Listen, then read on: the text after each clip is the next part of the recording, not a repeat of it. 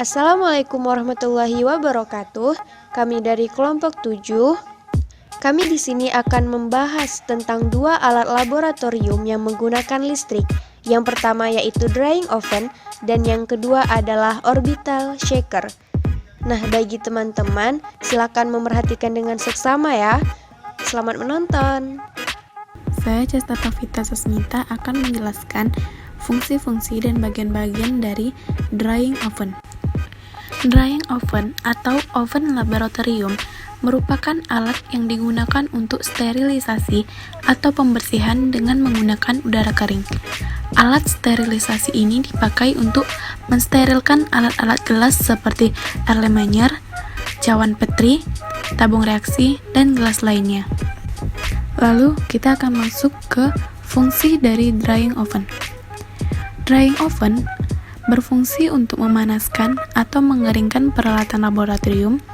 Tidak cuma itu, fungsi oven kebanyakan digunakan untuk mengeringkan peralatan gelas laboratorium, zat-zat kimia maupun pelarut organik, dan mampu pula digunakan untuk mengukur tekanan air.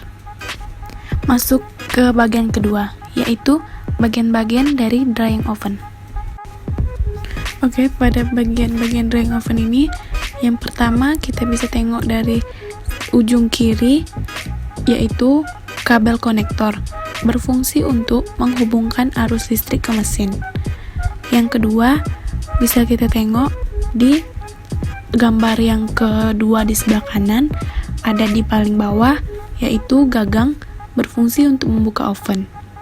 Yang ketiga, yaitu ada di gambar sebelah kiri, di paling atas, yaitu bodi, berfungsi untuk menopang seluruh bagian komponen. Yang keempat, di gambar sebelah kiri paling bawah, yaitu alas, berfungsi untuk menopang bodi agar tetap dalam keadaan stabil. Yang kelima, yaitu di gambar sebelah kanan yang di atas, yang bagian hitam garis bawah, yaitu tombol on atau off, berfungsi untuk mengaktifkan seluruh bagian komponen. Nomor 6, di bagian gambar sebelah kanan di atas, yaitu monitor suhu, berfungsi untuk menampilkan keadaan suhu yang ada di dalam oven. Yang ketujuh, di gambar sebelah kanan yang di atas, yaitu monitor waktu yang berfungsi untuk menampilkan waktu timer. Yang ke-8 bisa kita tengok di gambar sebelah kanan yang di atas, yaitu monitor flap yang berfungsi untuk menampilkan keterangan persenan terbuka atau tertutupnya katup udara. Yang ke-9 bisa kita tengok di gambar sebelah kiri yang di nomor-nomor bawah, yaitu dinding pemanas yang berfungsi untuk menjaga kestabilan suhu. 10 bisa ditengok di gambar sebelah kanan yang di tengah-tengah atas, yaitu tombol menu, berfungsi untuk menampilkan seluruh program. Nomor 11 yaitu di gambar sebelah kiri di dalam tengah-tengah oven, yaitu bernama flap, berfungsi sebagai katup udara. 12 ada di gambar sebelah kanan yang bundaran itu yang disebut tombol set, berfungsi untuk menetapkan program. 13 ada gambar sebelah kiri yang di dalam oven, yaitu elemen, berfungsi untuk memberikan hawa panas.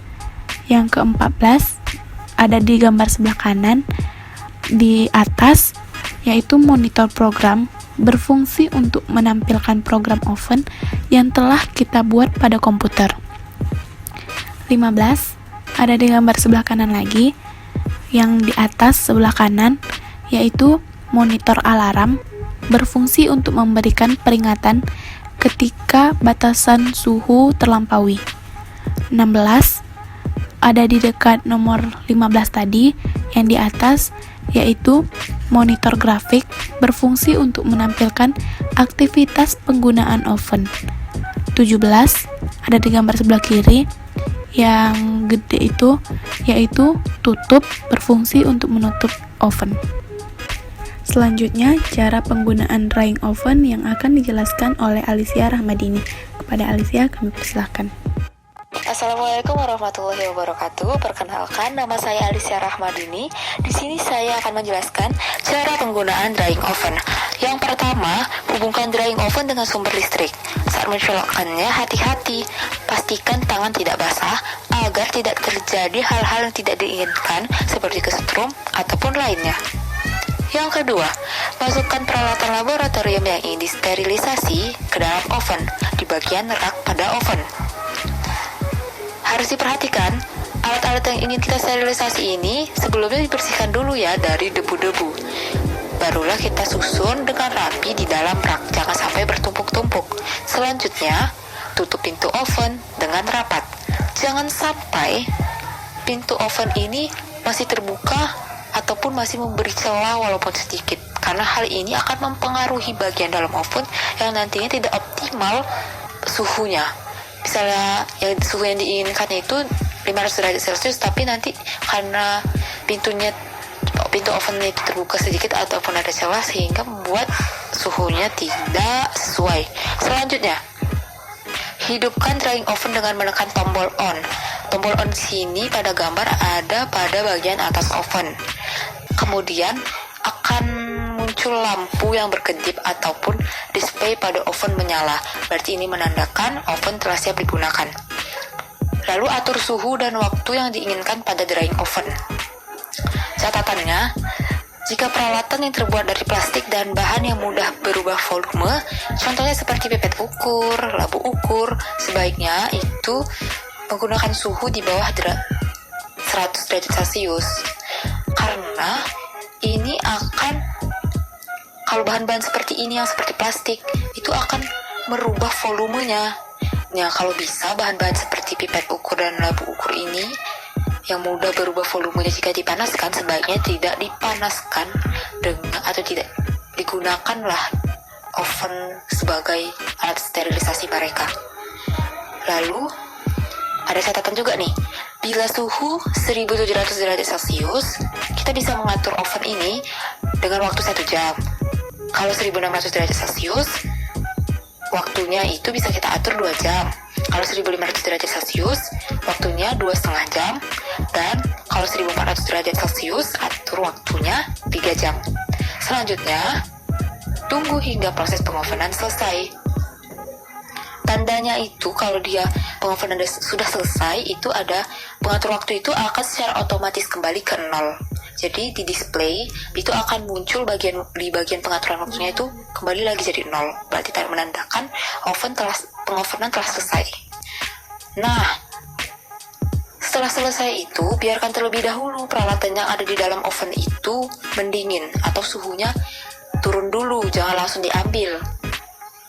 Lalu sudah kita diamkan selama lebih kurang beberapa menit, suhunya sudah mulai turun, barulah kita buka pintu ovennya, kita ambil peralatan yang kita sterilisasikan di dalam oven, kemudian kita letakkan di tempat yang aman dan susun kembali ya dengan rapi. Lalu kita tutup oven, kemudian tekan tombol off yang ada pada bagian atas oven ya. Tekan tombol off itu dan tunggulah hingga display mati. Nah, itu menandakan oven sudah mati dan tinggal kita cabut kabel oven dari stop kontak. Ingat sekali lagi, jangan sampai tangan basah saat mencabutnya karena akan berbahaya dan menyebabkan stroke ataupun lainnya. Lalu, pastikan bagian dalam dan luar oven tetap bersih. Nah, ini juga penting karena bisa merupakan cara perawatan oven. Jadi setelah digunakan kita bersihkan, dan sebelum digunakan juga langkah lebih baiknya jika dibersihkan. Baiklah, saya Anissa Fitri akan menjelaskan tentang alat orbital shaker. Nah, untuk memahami lebih lanjut, yang akan kita bahas yang pertama yaitu fungsi dari orbital shaker, yang kedua bagian-bagian dari alat orbital shaker, dan yang ketiga adalah cara perawatan orbital shaker. Nah, sebelumnya, teman-teman tahu nggak sih apa itu orbital shaker? Nah, orbital shaker itu adalah shaker atau pengaduk yang memiliki gerakan gemetar melingkar dalam orbit atau porosnya. Nah, gambarnya bisa teman-teman lihat di PPT ya. Yang selanjutnya, kita akan membahas tentang fungsi dari alat orbital shaker ini. Nah, yang pertama yaitu mendapatkan larutan homogen, di mana ketika kita meletakkan larutan pada orbital shaker, maka kita akan mendapatkan larutan yang homogen, di mana pelarut dan zat terlarut itu akan terpisah. Fungsi yang kedua yaitu untuk mengaduk campuran larutan zat, di mana tidak hanya untuk mendapatkan larutan yang homogen, namun orbital shaker juga dapat mencampur larutan zat yang kita inginkan.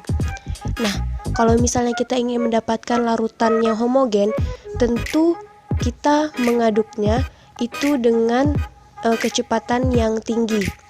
Nah, kalau misalnya kita ingin hanya mencampurkan larutan zat saja, kita bisa menggunakan kecepatan yang lebih rendah.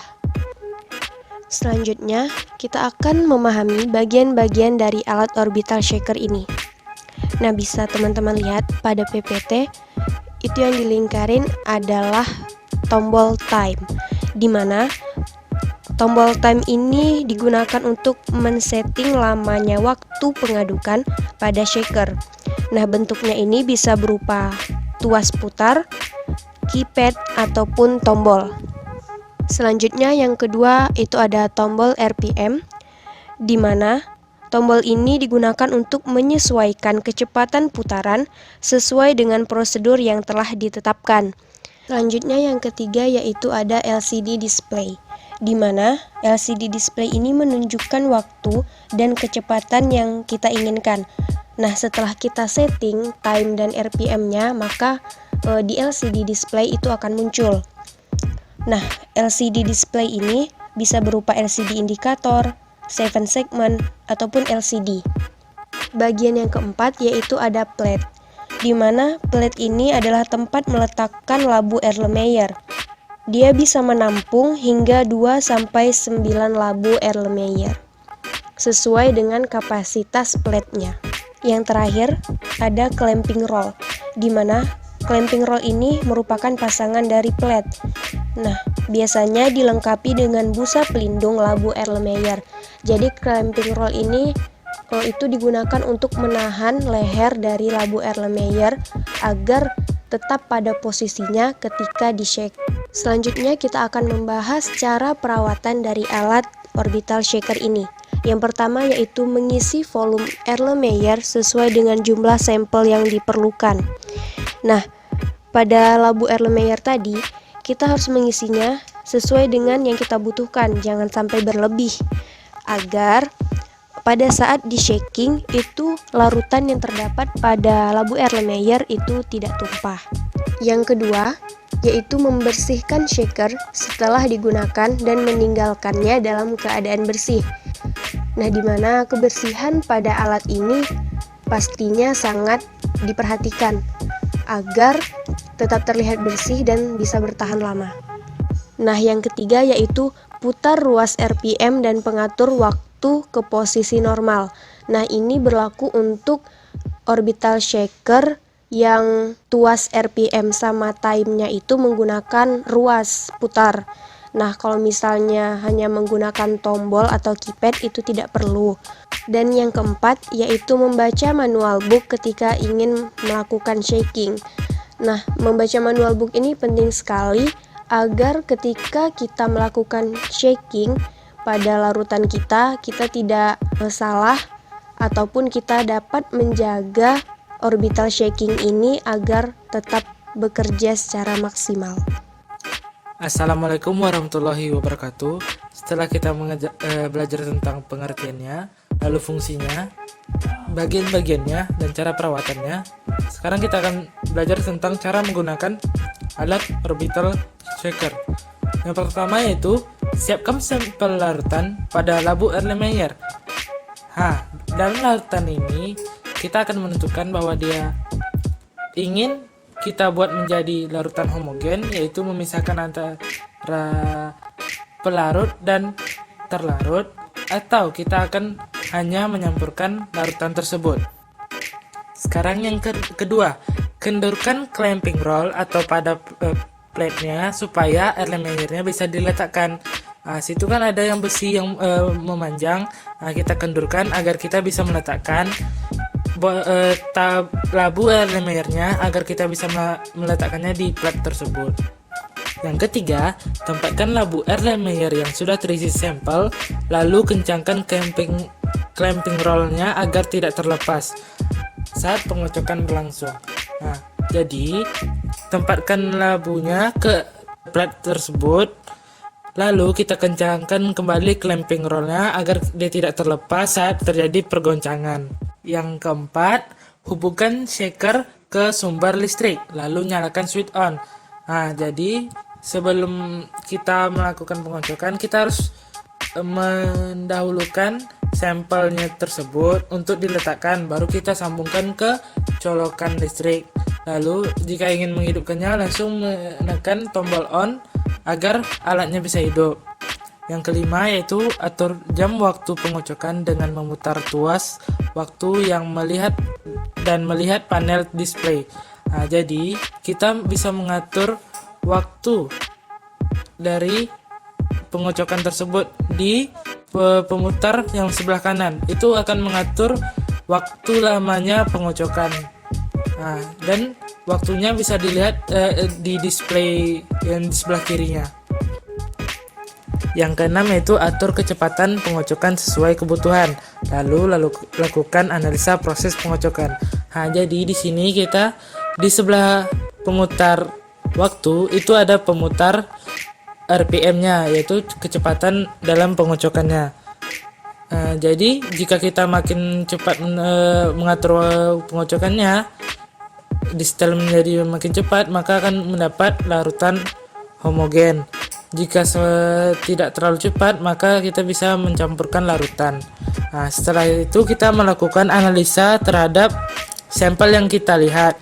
Jika hasilnya sudah sesuai yang kita inginkan, maka kita bisa melonggarkan kembali clamping rollnya dan mengambil kembali sampel kita. Atau jika hasilnya belum sesuai dengan yang kita inginkan, kita bisa melakukan lagi pengocokan, yaitu dengan menambahkan RPM-nya atau waktunya